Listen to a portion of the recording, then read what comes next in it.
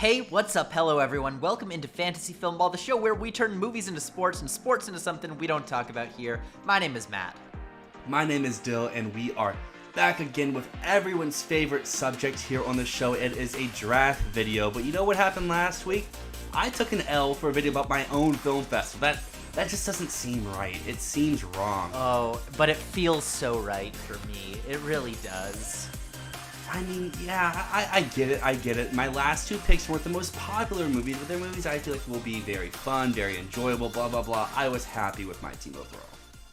Yeah, I don't know if I'd call 20 Days in Mariupol enjoyable or fun, but it definitely is going to be one of the best films drafted. And I do think that there was a little bit of disrespect towards your final two picks there, even though, I mean, American Symphony, I'm not 100% on, but 20 Days in Mariupol, put some respect on that movie. Wow. But today we're going to be doing a draft in honor of Taylor Swift, the Eras Tour movie releasing on Friday. And so for our draft today, we're going to be doing movies about pop music, rock music, basically any popular form of music on film in the past 100 years. No instrumental stuff, so jazz is off the table. That means Whiplash is off the table. Stuff like Amadeus, Tar, films about classical music, that's also off the table. So we are looking at movies about pop music, about rock stars, about concerts, concert docs even. This is really going to be the pop music draft, and I am very much looking forward to it. Now, Dylan, do you have anything else you want to add before I jump into my first overall pick? I guess the same as always, if you're new here, consider dropping a like, comment down below what movie you would take first overall, because, you know, Matt just listed some rules, and two movies I would really like to have my team, I'm pretty sure are now deemed ineligible. And as always, at the end of this draft, check out the YouTube community tab, cast your vote for which team you think is best, and if you're new here, we have a lot of other drafts you can go back. Maybe your vote won't matter, but, you know, see kind of how some of these other drafts go. But Matt, you had the first pick.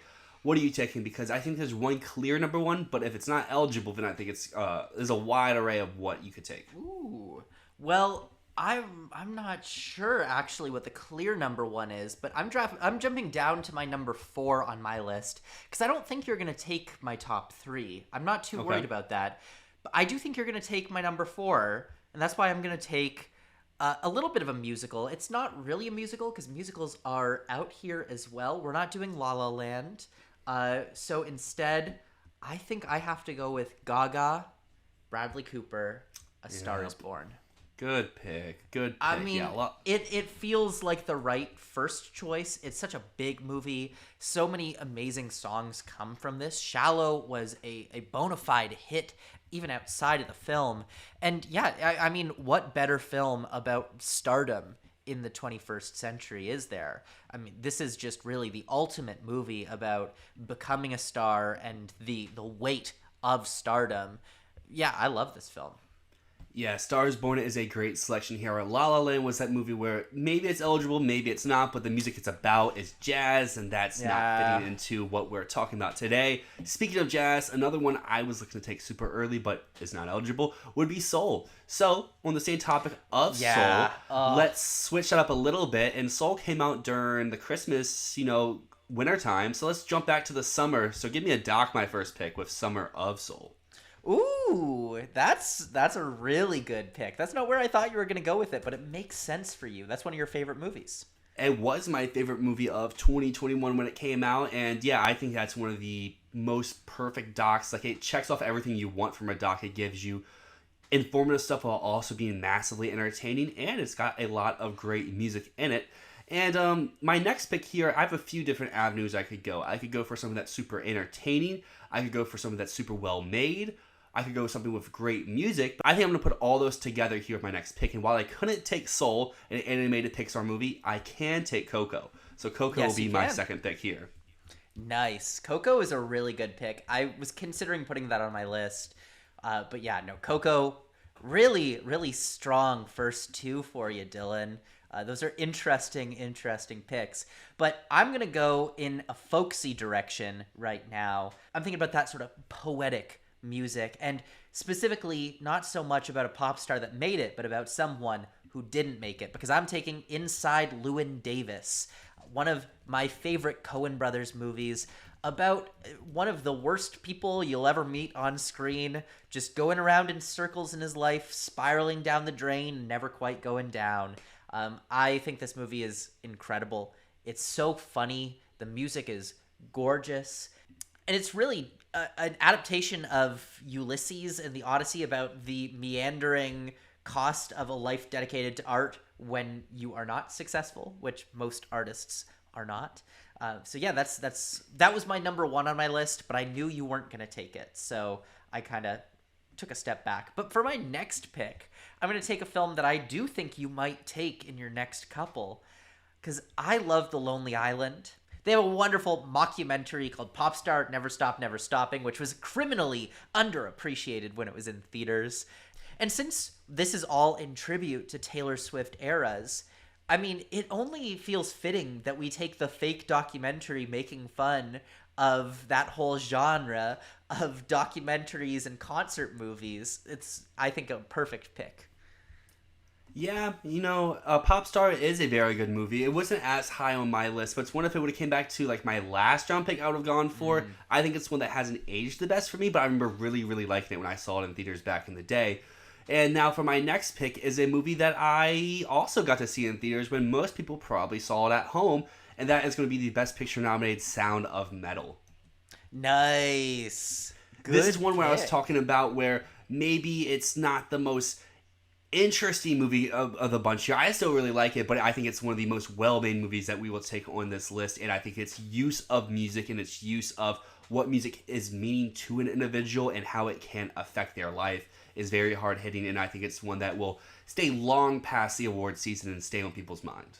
It's not so much a movie about music as much as it is a movie about the lack of music in someone's life. And on the complete flip side of that, we talk about, as you just said, how music can affect someone's life. This is kind of what someone's life is behind the music. So let's go for the Netflix documentary Beyonce's Homecoming, where now we see maybe part 2, similar style to that with Eras, with the Renaissance movie come out later this year. I'll be really interested to see if Eras, if Renaissance are more in the style of Homecoming, or they're more just literal, here's the concert, here's it on film, watch it, enjoy it, or do you get a little tease to behind the curtain to see how they put on these massive productions. Well, speaking of concert movies, I gotta take the greatest concert movie of all time. Give me Stop Making Sense, the Talking Heads concert rockumentary, which I just got to see again in theaters. It's currently playing in theaters through an A24 re-release, and goddamn, this movie is incredible. I just said it in one of our recent videos. It is truly the greatest concert movie of all time, not just because of the music, but because of how it's filmed, because of how it really captures what this band is through the choices made behind the camera. And to finish my team off, I have to go to maybe the greatest band of all time. Very possibly the greatest band of all time, making a very silly, very funny movie about themselves. Give me A Hard Day's Night with the Beatles. Interesting pick there. Why'd you go with A Hard Day's Night? Well, A Hard Day's Night is not just one of my favorite movies, but I think it actually might be the reason that music videos exist. Maybe that's a little bit of a bold take, but this was an indie film made at the height of Beatlemania, and what it really is just a goofy comedy with the Beatles just joking around with each other, interspersed with all of their songs and genuine music videos for each of them. Music videos didn't really exist at this time, but each of these songs is not just like a song sequence in a musical. They feel very similar to a modern music video in many ways. I think it's just a hilarious, wonderful, independent film that just captures the essence of what made the Beatles such a special band, beyond just their music. I think that is a very good pick, and I agree with everything you just said there about how it probably influenced the whole music video genre that we now see on full force. And I could go with my final pick, a movie that does focus on music and how music affects someone's life, and that won Best Picture with Coda. But I'm not the biggest fan of Coda, and I know a lot of people out there kind of share that sentiment that Coda's not that great. It's good, it's just not great. So I'm going to go with my last pick is going to be a movie that I know is not great, but everything around it and that goes into it is great, and that is Prince's Purple Rain.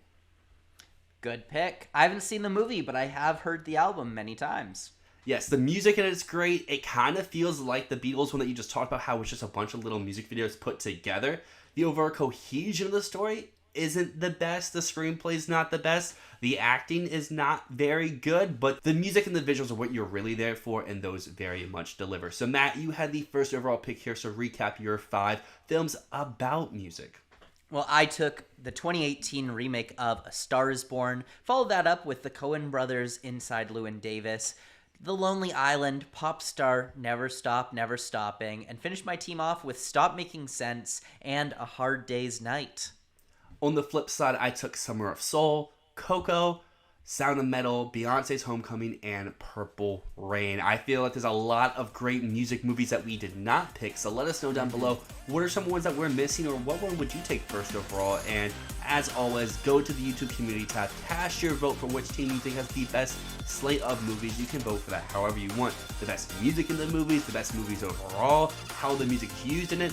We don't really care. We just want to hear what you think is the best. But until next time, my name is Dyl. And my name is Matt, and this is Fantasy Filmball.